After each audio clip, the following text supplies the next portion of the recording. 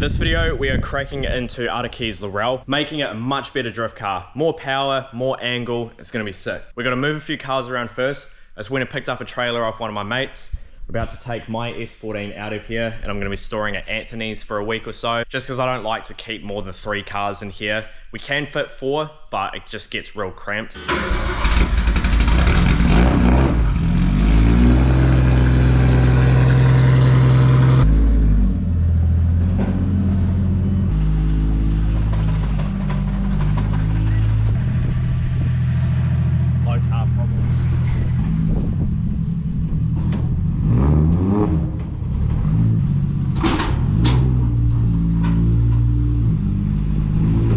Drift cars all loaded up on the trailer.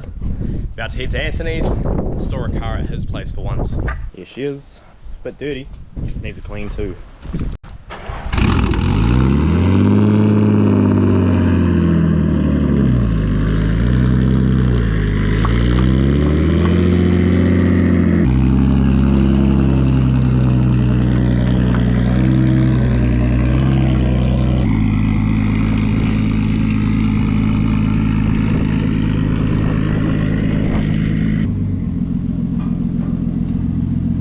A little bit that way.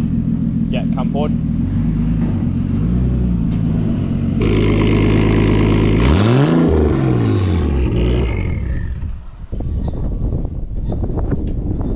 Yeah, the Dukes of Hazzard. Told him that I gotta go, dog. I'm riding the road, y'all. I think that I'm back in my bag now. So I need that go, y'all. Got hits when he throwing the fastball. Just too quick for it, peeling off like the whip orange. Seen they effort, this piss poor. I got too much, I gotta tend to. Car payments and the rent due. Told y'all that I'm 6 foot, but with the money stabbing, I'm 10-2. Too much that I've been through, so I put it all in that rear view. Clean money in a black whip, got old problems with the friends new. Yeah, I'm in the big leagues, told her don't miss me. Ballin' like Houston, ayy, feeling like Whitney. Yeah, I need a bag, bruh, send it through quickly. I'm making his dog, like I'm in the big leagues.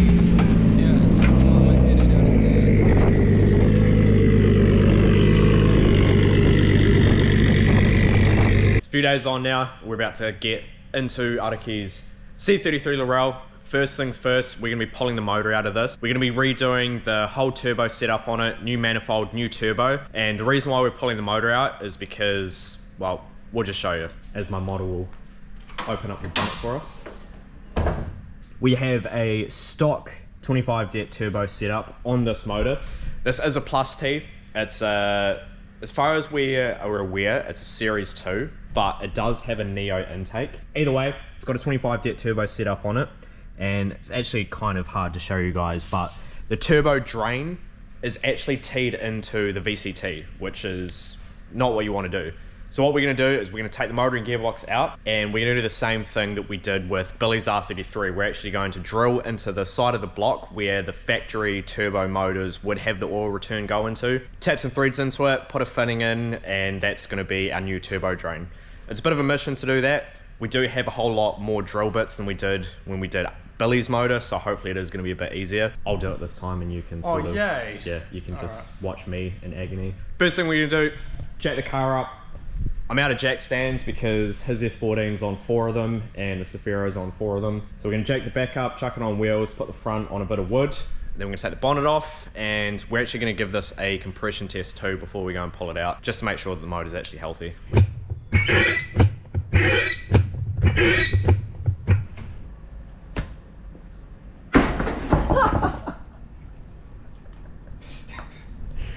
Well, I may as well leave that in the video, but...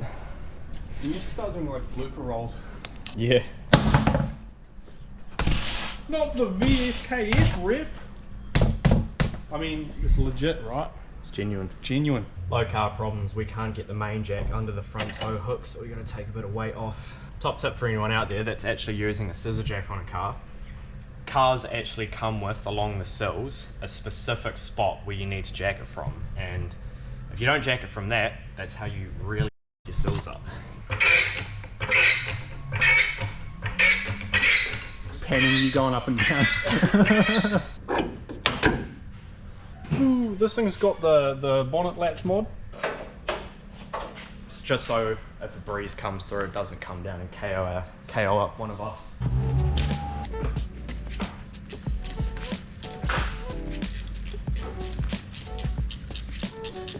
So we literally just went to set a time lapse up, and I've taken this off, and the first thing Anthony went to take off was the intercooler pipe.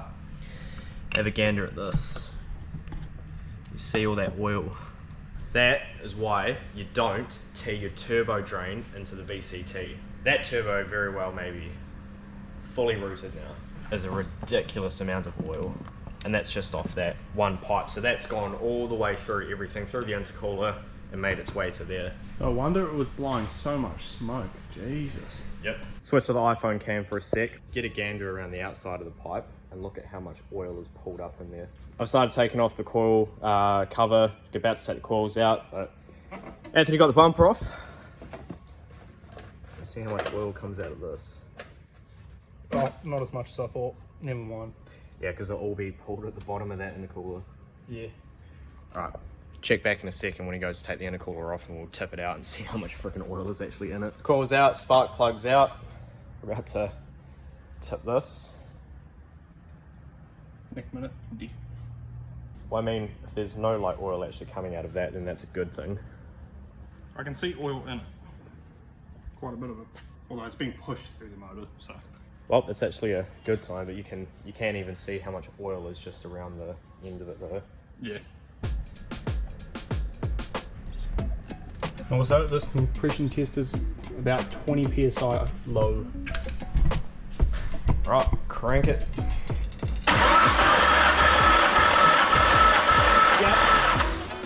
Oh, we got good compression on the first one. Showing just over 125 on the gauge here. That means it's actually probably about 145, 155. It's, I guess probably a little low for a DE because they have higher compression, but it's nothing to really be concerned about. That's number one done. Even though we don't have the coil packs and stuff in, obviously, unplug the CAS just so the injectors aren't trying to fire and flood the motor.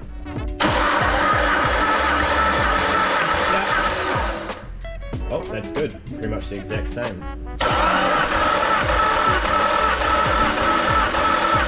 Yep. Number 4. Yep. Motor's pretty consistent. Yep. Number 6. Yep. Well, good news. It's a healthy motor. So we're going to continue on pulling it out, doing all the work to it.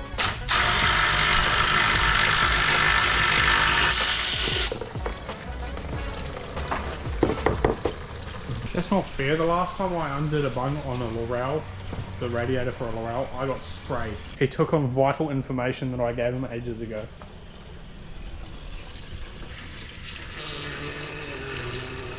Diarrhea. That sounds way too funny.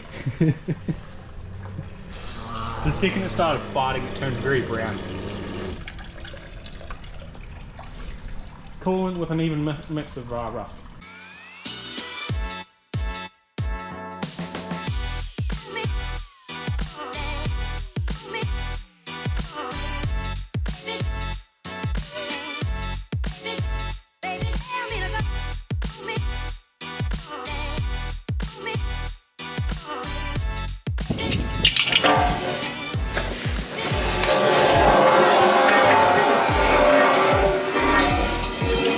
That explains why it's so loud, it's just a straight pipe. No, there's a bend. It's a bent pipe. Cam, one thing that says RFB on this car than my car had. There's not a million washers on the clutch slab. Engine and gearbox is pretty much ready to come out of the Laurel. Last things we need to do, Anthony is just currently under there, taking the drive shaft bolts out, and then it's just the gearbox cross member bolts, and then yeah, this will be coming out of here.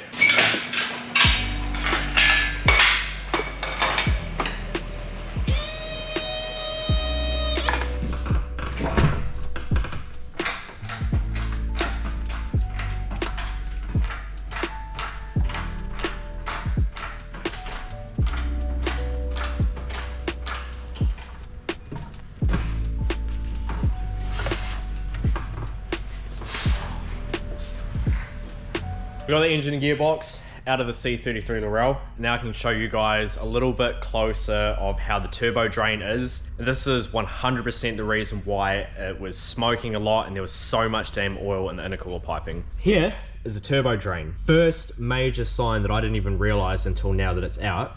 Look at the kink that is in this. That's real bad. Then it actually goes up a little bit, and then we come down to here where it tees into where the VCT is. It actually has to go back up a lot to get back into the block. You don't do that. Like, this is a good way to blow the turbo, and I think the turbo is pretty cooked as well, because there's no up and down play, but there's a shit ton of back and forth play. So the seals inside the turbo are cooked. So this turbo could have been good before it went on this car, but it definitely ain't now. Also, the feed line is hose clamped to what used to be the water line, but the water line's not there, it's just cut off. Yeah, hose clamp there. There's a bolt in the side of the block here, another hose clamp holding it. Don't know why you just wouldn't go and get a P clamp. You can get them from a number of places. It also looks like it's been leaking a lot of oil out of the top of the valve cover here for quite some time. You can see it down in the valley as well. There's a lot of oil caked up in here too. We've also noticed that it's not running a sandwich plate. Sandwich plate goes in between the motor and the gearbox. I'm touching the flywheel right now. This can be real dangerous if like a stone or a rock gets in there and ends up damaging the flywheel. Potentially end up meaning that the flywheel lets go, goes through the tunnel and cuts your legs open. So that's another thing that we're gonna address. Now I'm gonna move on to pulling this hot side off, factory turbo manifold. Once we do that, I'll tell you guys a little bit about what we are doing to this before it goes back into it.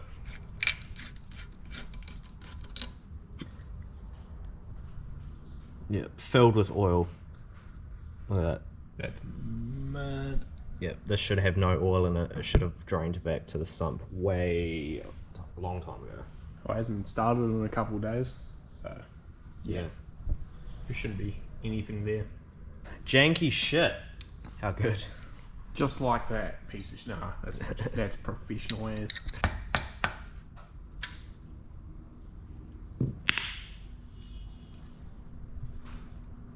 Oh, the oil look in this looks black as. Probably hasn't been changed in a couple years. Yeah, probably not. And this, children, is why RBs get a horrible rap. It is. This is exactly where the term RFB comes from. No, Like, man, even- RBs are just shit. They're horrible motors. Even this, like, I don't know what the fuck this is for, but there's like tape on the end of. What they probably did is they frayed the end when they were doing that, and just didn't have the ability not to fray it and get it on properly. And it's tied to the back of the coil ring. Mad. Hey, but at least they bought proper vacuum line.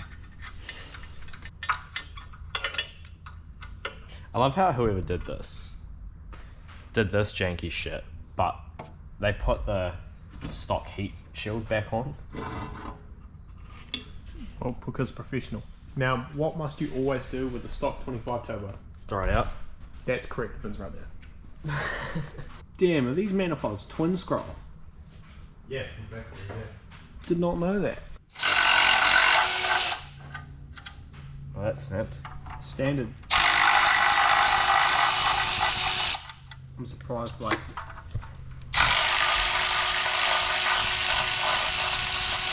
any of them are coming off.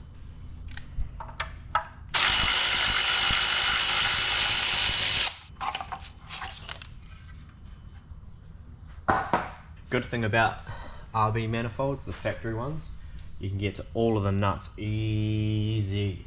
Bad thing about them, they're factory.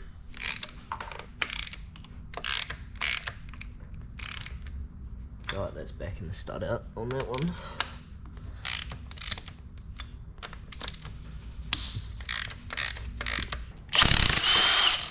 Yep, thought so. But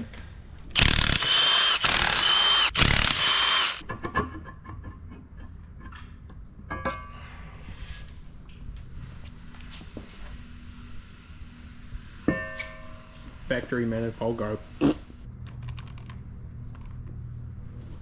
Didn't really appear to be leaking from anywhere. No. What a surprise. Yeah, it doesn't look like it. Yeah, it is a Series 2 motor. 75T. Buzzy, so This is a Series 2 25 DE, but it's got a Neo intake on it. While we're here, we're gonna quickly fix the VTC situation. This is the factory hose and this is the factory metal pipe. They literally just took that off there, put a T-piece on and added this janky shit in. I hate to interrupt you, but you said VTC. VCT. What's going on today, mate? Tired. Must be.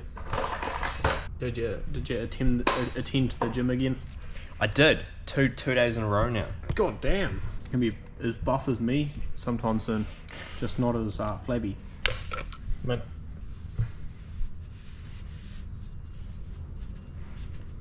That's how that's supposed to go. Why don't they just do a hard line all the way down? I think it's to allow for it if it heats up. It's got some flex for it. Okay. Because it is right by the manifold. Yep.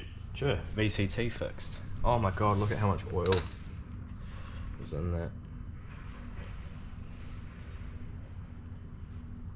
Terrible. This can go straight fucking bin. Goodbye, hoary stuff. So the plans for the C33 Laurel is power upgrades and angle upgrades. It's going to be getting a full angle kit, and it's also going to be getting a top mount turbo, top mount manifold, 38mm gate, and yeah, we're going to be fixing up the way that it's it drains back into the motor. So we've just fixed this VCT situation, and what did I say? VTT. Wrong. We fixed this VCT drain situation. In the next video, yeah, we're gonna be putting all the turbo stuff on, and yeah, we're actually about to start that video now. We're gonna be drilling out the factory return in here. It's gonna be a fun job. You guys can look forward to that in the next video, where we also get the manifold on, turbo on, wastegate on, make the new drain line, get this motor ready to go back in to the C33. That's gonna wrap it here. We'll catch you in the next one.